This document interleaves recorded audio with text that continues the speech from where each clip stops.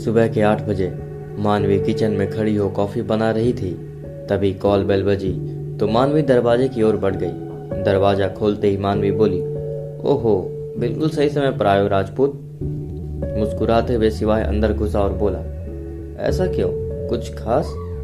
ये सुनते ही मानवी बिना कुछ कहे किचन की ओर बढ़ गई। किचन से आते हुए हाथ में थामे 2 कप लिए कॉफ़ी बोली, टनटना, वाह, कॉफ़ी, थैंक यू।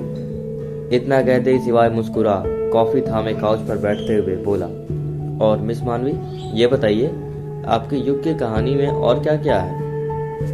मानवी मुंह बनाते हुए बोली, छोड़ो ना, क्या मतलब उन चीज़ों को रिमाइंड करने का।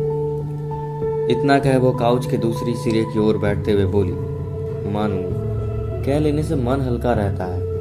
सिवाय का इतना ही कहना था कि ये सुन मानवी का दिल पसीज उठा और वो रोते हुए रूंधे आवाज में सिवाय को कसकर गले लग बोली, नहीं सिवाय।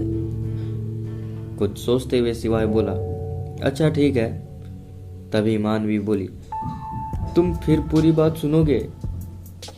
सिवाय ने हाँ में सर हिलाया तो मानवी बोली, ठीक है, आज मुझे कह लेने दो, शायद मेरा मन भी शांत हो जाए।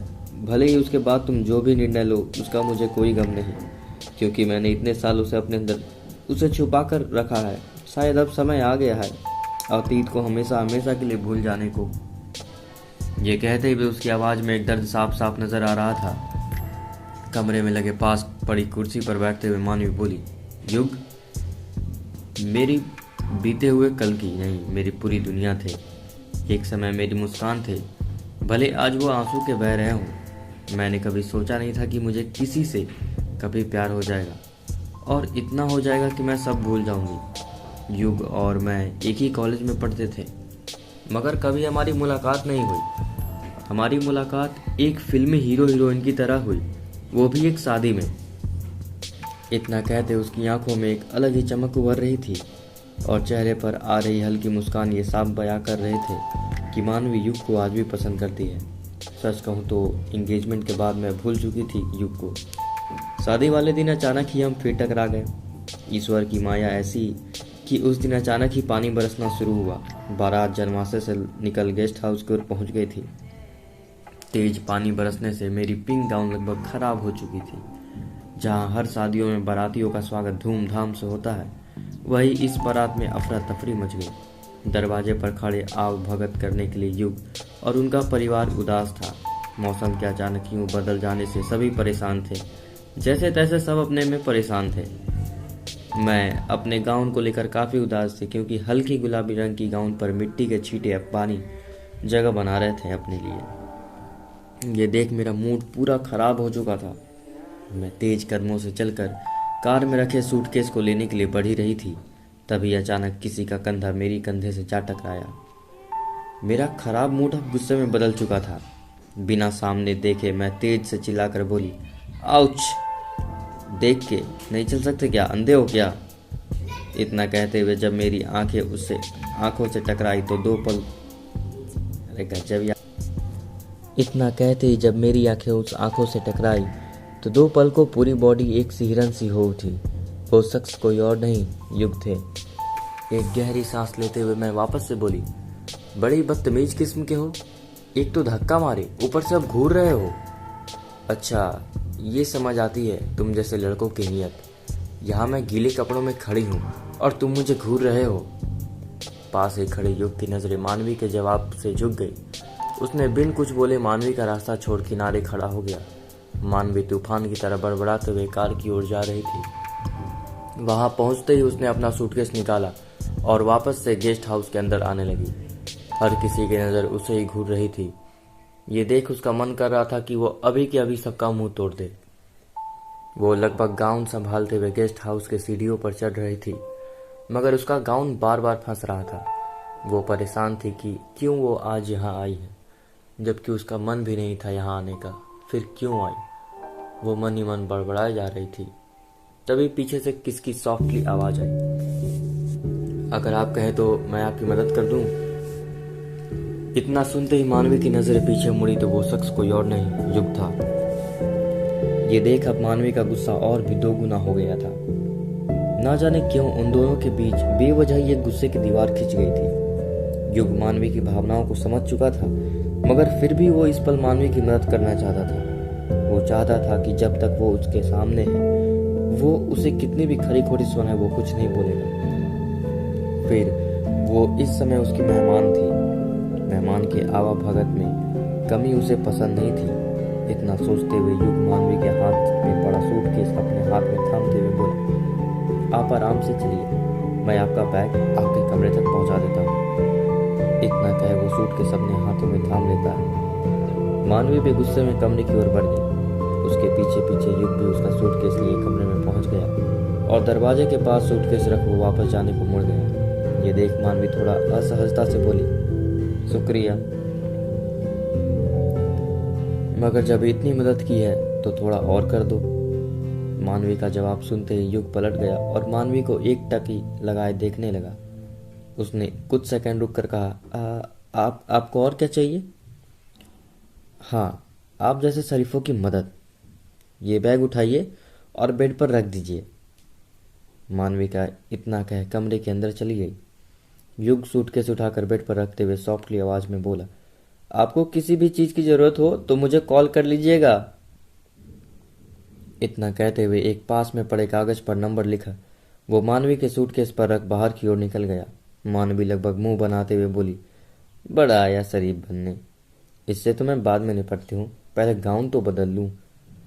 इतना कह वो दरवाज़ा लॉक कर अपनी ड्रेस बदलने लगी। कुछ ही देर में वो ड्रेस बदल सीढ़ियों से धीरे धीरे नीचे उतरी। उसने अब कोई वेस्टर्न ड्रेस नहीं डाल रखी थी, बल्कि अब उसने एक ट्रेडिशनल इंडियन ड्रेस हल्की नीली रंग की सिल्क की साड़ी पहन रखी थी। भले ही उसका लुक, उसका मेकअप उसके साड़ी से अलग था, मगर वो अभी भी अच्छी दिख रही थी, सिंपल मगर ब्यूटीफुल। हर कोई उसे तिरछी निगाहों से घूर रहा था, मगर मानवी पहले से ही डिसअपॉइंटेड थी। उसका मूड बहुत खराब था। उसका मन कह रहा था कि वो अभी के अभी घर निकल जाए। वो चुपचाप मैरिज हॉल के अंदर घुसी। वहाँ लगभग 200-300 कुर्सियाँ बिछी हुई थी। उस भीड़ में अपनों को ढूंढना उसको मुश्किल सा लग रहा था। वो धीरे धीरे अंदर पहुंची और स्टेज के पास पड़ी खाली कुर्सी पर जा धीरे से बैठ गई। उसके खराब मूड को भी कोई उसके चेहरे से पढ़ सकता था। स्टेज पे खड़ा युग की नज़र मानवी से अचानक टकरा गई। वो अभी उसे उतनी खूबसूरती दिख रही थी जितनी उस पिंक गाउन में, मानो कोई प्रिंसेस युग के दरवाजे पर उतरी हो। मगर उसका गुस्सा उसे डेविल की याद दिला देता। ये सोचते ही युग के चेहरे पर एक हल्की सी मुस्कान बिखर गई। तभी मानवी की नज़रें युग से जा टकराई। ये देख युग ने अपनी नज़रें दूसरी ओर घुमा ली। उसके बाद दोनों कई बार टकराए, मगर युग अब और मानवी को अपनी शक्ल से आहत नहीं करना चाहता था, क्योंकि वो जानता था कि मानवी को वो पसंद नहीं। ये देख दोनों जब भी एक दूसरे के आमने सामने होते, युग मुंह फेर लेता। अब ना जाने क्यों मानवी को युग का ये व्यवहार उसे गुस्सा नहीं तकलीफ दे रहा था, क्योंकि अब तक जो मानवी गुस्से में चिल्ला रही थी, असल में वो मानवी बहुत ही अंदर से नरम स्वभाव की थी। उसका मन अब युग से माफ़ी मांगना चाहता था, मगर युग उसे देखते ही मुड़ मोड़ लेता। और ये देख अब मानवी को गिल्ट महसूस हो रही थी। वो समझ नहीं पा रही थी कि वो किस मुंह से युग से माफ़ी मांगे, क्योंकि उसने गुस्से में ही सही कई बार उसकी बेइज्जती की थी। मानवी इसी वजह से रात की शादी में रुक गई, क्योंकि वो अब युग से पूरी तरीके से माफ़ी मांगना चाहती थी, क्योंकि वो जानती थी कि अब वो युग से कभी भी नहीं मिल पाएगी। इसलिए वो रात रुक गई। मगर अब युग के पास समय क्या, उसे उसकी तरफ देखने की फुर्सत भी नहीं थी। यह देख मानवी समझ चुकी थी कि युग उससे बहुत नाराज़ है। तभी उसे युग की आखिरी मुलाकात में कही बात याद आ गई, आपको कुछ भी ज़रूरत हो तो ये मेरा नंबर, इस पर कॉल कर लीजिएगा। उस समय तो मानवी गुस्से में उस नंबर को फेंक दी थी, मगर शायद अब उसे उस नंबर की सख्त ज़रूरत थी। वो भागते हुए सीढ़ियों से होते हुए अपने कमरे की ओर चली गई। ये देख युग भी परेशान हो उठा। वो भी कुछ ही देर में बहाना कर वहाँ से निकल चुपचाप मानवी के कमरे की ओर बढ़ गया। वहाँ पहुंचकर उसने देखा मानवी चारों तरफ गद्दे तक ये पलंग के नीचे बार बार झुक झुक कर कुछ ढूंढ रही थी, मगर शायद उसे वो चीज़ उसे मिल नहीं रही थी। ये देख युग समझ चुका था कि शायद उसका बेहद कीमती सामान कहीं गिर गया है। उसने हड़बड़ाते हुए कहा, क्या हुआ, सब ठीक तो है? आप मुझे बताइए अगर आपका कुछ खो गया हो तो। उसकी आवाज़ सुन कमरे में खड़ी मानवी आबक थी, क्योंकि वो जिसे ढूंढ रही थी अब उसे उसकी ज़रूरत नहीं थी। मगर कहते हैं ना, जब वक्त खराब हो तो अच्छों अच्छों की बुद्धि भ्रष्ट हो जाती है। ठीक वैसे ही मानवी अचानक से युग को घूरते हुए बोली, तुम्हें क्या, मैं कुछ भी ढूंढ रही हूँ। तुम जिस लिए भी आए हो बोलो और निकलो यहाँ से, तंग हो गई हूँ तुमसे। इतना कहते हुए इसकी आंखों से आंसू बूंद टपक पड़े। युग ये देख मानवी से हाथ जोड़े बोला, मुझे माफ़ कर दीजिए। इस बार भी उसके जवाब में मानवी के प्रति एक सम्मान साफ झलक रहा था। ये देख मानवी का मन पिघल गया और वो सर झुककर बोली, दरअसल वो मैं तुमसे। इतना कह वो कुछ पल रुक गई। ये सुन युग की धड़कन ना जाने क्यों धड़क उठी, ये जानते हुए भी कि उसका दिल जो अब तक सोच रहा हो वो उसके ख्यालों से भी कोसों अलग जवाब होगा। वो चुपचाप उसकी ओर ही देखे जा रहा था। मानवी अपनी चोट जैसी नज़रें से पलकों को हल्का सा उठाते हुए युग की ओर देख बोली, आई एम रियली सॉरी। उसका ये बोलना युग को अब तक मानवी का हर जवाब भूल चुका था। उसकी मीठी सी आवाज़ में मानो युग के तकलीफ कहीं भूल गए हों। वो धीरे से आगे बोली, मैंने तुम्हारी बहुत बेइज्जती की है। मैं जानती हूँ मैं माफ़ी के लायक नहीं हूँ, लेकिन ना जाने क्यों मुझे तुम्हें देखते ही गुस्सा आ जाता है, जबकि तुमने मेरी हर बार मदद की। ये कहते हुए उसकी नज़रें झुक गई। वो अपनी बातें कहती जा रही थी, तभी युग को किसी के आने की आहट हुई और वो बात किसी और मुड़ घूमे वो तुरंत वहां से निकल दूसरे कमरे की ओर बढ़ गया। इधर मानवी युग से माफ़ी मांगे जा रही थी, तभी किसी महिला की अचानक से आवाज़ आई, अरे बेटी, तुम यहाँ अकेले क्या कर रही हो? सब ठीक है ना? ये आवाज़ मानवी की माँ उषा जी की थी। मानवी हड़बड़ाए हुए दरवाजे की ओर देखने लगी। उसे पता भी नहीं चला कि कब युग उसकी बातों को नज़रअंदाज कर वहां से चल चुका था। अब तक चहकने वाली मानवी का मुंह लगभग उतर चुका था। उसने मन में अब एक गिल्ट ने जगह बना ली थी। मानवी अपनी माँ के साथ वापस मैरिज हॉल में सबके साथ जा बैठी, मगर उसकी नज़रें अभी भी युग को ढूंढ रही थी। वो समझ नहीं पा रही थी कि क्यों वो इतनी बेचैन है। तो फिर शिवाय ने बड़ी एक्साइटेड हो पूछा, तो फिर आगे क्या हुआ? मानवी अपने सुध में खोए बोली जा रही थी, सच कहूं उस दिन ये एहसास नहीं था कि युग बहुत अच्छे हैं। तब तो नफरत की एक पुड़िया मेरे मन में घुले जा रही थी। शादी बैठ चुकी थी, रिवाजों रस्मों की घड़ी भी पूरी हो गई। किसी तरह रात बीत गई और भोर हुआ। शादी का आखिरी पड़ाव विदाई आ चुकी थी। नाश्ते के बाद हम सब विदाई के इंतजार में खड़े थे, मगर ना जाने क्यों दिल में इतनी नफरत थी युग से। जब भी उन्हें देखती या वो देखते मन ही मन बुदबुदाती कि अभी कुछ ऐसा हो जिससे इसकी सारी हीरोपंती निकल जाए। खुदा ना खास्ता कुछ ऐसा ही गजब हुआ। वो अपनी गाड़ी उठाए और कुछ सामान लेने बाइक लेकर सड़क पर निकले। कुछ ही देर में दरवाजे पर भीड़ जमा हो गई। युग की माँ बेसुध हो दरवाजे की ओर भाग रही थी। ये देख लगभग इधर के लोग दरवाजे की ओर भागे। उसी भीड़ में मैं भी किसी तरह सबको हटाते हुए वहां पहुंची तो देखा युग का एक्सीडेंट हो गया था। इतना सुन सिवाय के मुंह से चीख निकली, क्या? मगर कैसे? अभी भी मानवी अपने सुध में बोले जा रही थी। उसके घुटनों से भलभला कर खून निकल रहा था। ये देख मेरी आंखें फटी की फटी रह गई, मानो मेरे अंदर जान खत्म हो चुकी हो। बस लग रहा था कि युग को कसकर गले लगा लूं, मगर युग की माँ अपने आंचल को फाड़ कर तुरंत अपने उसके घुटनों को बांधते हुए बोली, कोई इसे तुरंत हॉस्पिटल ले चलो। वही कुछ रिश्तेदार कह रहे थे, अरे पहले लड़की की विदाई कर दो। युग अभी भी अपने से उठ नहीं पा रहा था। वो दर्द से कहर रहा था। उसके कमर में लगी चोट ये साफ जाहिर कर रही थी कि उसे बेतहासा अंदरूनी चोट लग चुकी है।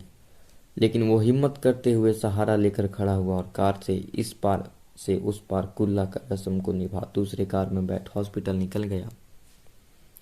हम सब लोग भी उस दिन इसी तरह आवाक रह गए थे। उन्हें पैर में खूब चोट लग गई थी। ये देखते ही मेरा दिल कचोटने लगा, तड़पने लगी कि ये कैसे हो गया। समझ नहीं पा रही थी कि क्या करूं, कैसे उन तक पहुंचूं। अंदर ही अंदर खुद को कोसे जा रही थी। विदाई का समय हो चुका था, मगर युग अब हॉस्पिटल जा चुके थे। इधर सभी बारातियों को दही मिष्टी खिला के विदा किए जाने लगा। हमारे दिल की बात दिल तक ही रह गई।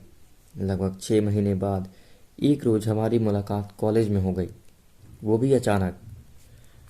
युग अपनी बाइक लिए चौराहे से यू टर्न ले रहे थे और मैं अपने दोस्तों के साथ चौराहे पर लगे गुपचुप वाले की दुकान की ओर जा रही थी। इन्हीं बीच युग की बाइक मुझे टक्कर मारते हुए बचा ली और मैं जोर से चीख कर बोली, अरे ओह, अंधे होकर चलाते हो क्या? नौसिखिए कहीं के। गाड़ी चलाने नहीं आती तो चलाते क्यों हो? अभी हाथ पैर टूट जाए तो माँ बाप तो बनवाने के लिए हैं ही, तुम बस हाथ पैर तोड़ना। इतना बड़बड़ाते हुए मानवी आगे बढ़ गई और इधर इतना सुनते हुए गाड़ी घुमाकर मानवी के सामने आ खड़ी हो गई। उसने अपने आंखों को धूप छांव वाले चश्मे से ढक रखा था। जैसे ही उसने अपना हेलमेट उतारा, मानवी की आंखें फटी की फटी रह गई। उसके मुंह से निकला, युग तुम यहाँ क्या कर रहे हो? आंखों पर भले ही एक बड़ा सा गॉगल्स लगा हुआ था, मगर उसकी आंखें युग को अपने सामने देख चौंक चुकी थी, क्योंकि वो कई बार रास्ते में युग को ढूंढना चाहती थी, मगर उनकी मुलाकात कभी नहीं हुई। आज अचानक हुई टकराव में मानवी युग को अपने सामने देख हैरान थी। युग के चेहरे पर एक बड़ी सी मुस्कान थी, मगर उसका दिल अब भी जोरों से धड़क रहा था, ये सोचकर कि कहीं मानवी ने उसके चेहरे पे आ रही मुस्कान को देख लिया तो वो बहुत नाराज हो जाएगी। ये सोचते हुए उसने अपने चेहरे पर आने वाली मुस्कान को छुपाते हुए कहा, अरे वाह, आप यहाँ कैसे? मानवी अपनी बड़ी बड़ी शरारती आंखों को नचाते हुए बोली, वाह वाह, उल्टा चोर कोतवाल को डांटे। पहले मैंने पूछा था तो जवाब भी पहले मुझे मिलना चाहिए। इतना सुनते ही युग के चेहरे पर आ रही मुस्कान हंसी में बदल गई और वो हंसते हुए बोला, ओह, आप सचमुच बिल्कुल अजीब हैं, वैसे ही जैसे मैंने आपको पहली बार देखा था। ये बोलते वक्त युग की आवाज़ में एक इंतजार और प्यार साफ झलक रहा था। उसकी आंखें शायद आज सब कुछ कह लेना चाहती थी, मगर उसका दिल उसे अपने दिल की बात कहने से रोक रहा था। वो हिचकिचाते हुए बोला, वो मैं ये वो अरे क्या ये वो लगा रखा है? मानवी ने थोड़े गुस्सा जताते हुए कहा और युग की ओर देखा। युग हड़बड़ाए हुए बोला, मैं यही बीएससी में हूँ, आप? इतना सुन मानवी चौंकती बोली, ओह, तो हम एक ही कॉलेज में पढ़ते हैं और हमारी मुलाकात पहले क्यों नहीं हुई? अब उसकी बातों से यह साफ जाहिर हो रहा था कि जितना युग उसे याद कर रहा था, शायद उतना ही मानवी भी। मगर फिर भी युग बातों को घुमा के बोला, कहते हैं ना, ऊपर वाला जिसे जब चाहता है उसे तभी मिलवाता है। ये कहते हुए युग के चेहरे पर एक मुस्कान तैर गई। युग की बातें सुनकर मानवी हंसते हुए बोली, हाँ हाँ, सही कहा, और आज हम मिल भी गए। इतना कहते हुए उसकी नजरें झुक गई। युग चुपचाप मानवी को देखे जा रहा था। उसके उड़ते बाल उसके माथे को बार बार चूम रही थी। उसकी झुकी नजरें बिना कुछ कहे शायद बहुत कुछ बयां कर रही थी। वो युग बेहद परेशान था।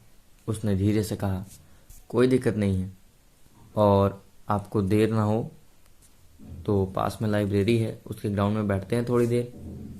युग के बातों से मानवी भी सहमत हो गई और सर हिला के हाँ में जवाब दी, या श्योर। इतना कहते हुए वो अपनी दोस्तों के बाद आने को कहे वो युग से बाइक पर बैठ गए। उसके बैठते ना जाने क्यों युग के दिल जोरों से धड़कने लगा। दोनों कुछ ही देर में गाड़ी के पार्किंग में लगा लाइब्रेरी के ग्राउंड में जा बैठे। युग के चेहरे पर खुशी और उत्सुकता साफ नजर आ रही थी। दोनों ही कुछ कहना चाहते थे, मगर कह नहीं पा रहे थे। मानवी युग को देखते हुए बोली, सॉरी।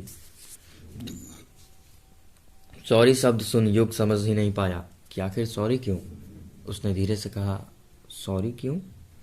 मानवी की बड़ी बड़ी आंखें नजर झुकाकर बोली, दरअसल वो उस दिन जो शादी में हुआ और फिर हम मिल भी नहीं पाए, तो कभी कह भी नहीं पाए। मुझे बहुत तकलीफ हुई उस दिन। जो भी हुआ, मुझे नहीं पता था कि मेरे मन में वो बात आएंगी और आपके साथ घट जाएगी। मानवी अपनी बातें बड़े ही आराम से कहे जा रही थी। युग चुपचाप मानवी को देखे जा रहा था। उसके खूबसूरत भौहें, बड़ी बड़ी पलक और गोल मटोल नैन जो किसी का भी दिल चुरा ले। गुलाब की पंखुड़ियों जैसे होंठ और माथे पर एक छोटा सा तिल, लंबे बाल जो कमर तक अपनी पहुंच बनाए हुए थे। ये देख युग का दिल पहली बार ही धड़क चुका था। युग ने मानवी को धीरे से कहा, मुझे आपका नंबर मिल सकता है क्या? मानवी कुछ देर रुक कर बोली, अब तो हम दोस्त हैं। इतना कहते हुए उसके चेहरे पर मुस्कान छलक रही थी। मानवी युग से बोली, मैं चलती हूँ, काफ़ी देर हो रही है। इतना कहे वो एक दूसरे से नंबर शेयर कर अपने अपने घर निकल ले। उधर युग भी अपने घर निकल गया। मानवी और युग की पहली मुलाकात थी जब वो दोनों बिल्कुल अकेले मिले थे। पूरी रात मानवी बिस्तर पर करवटें बदल रही थी। उसकी आंखों को युग की एक्साइटमेंट घूम रही थी।